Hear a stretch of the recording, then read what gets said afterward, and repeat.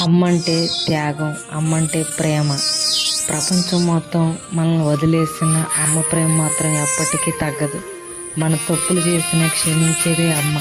మన కోసం ప్రతిరోజు దేవుడికి ప్రార్థించేదే అమ్మ. హ్యాపీ మదర్స్ డే అమ్మ, అమ్మమ్మ. థ్యాంక్ యూ మా, లవ్ యూ మా. ఈ small song and video for you.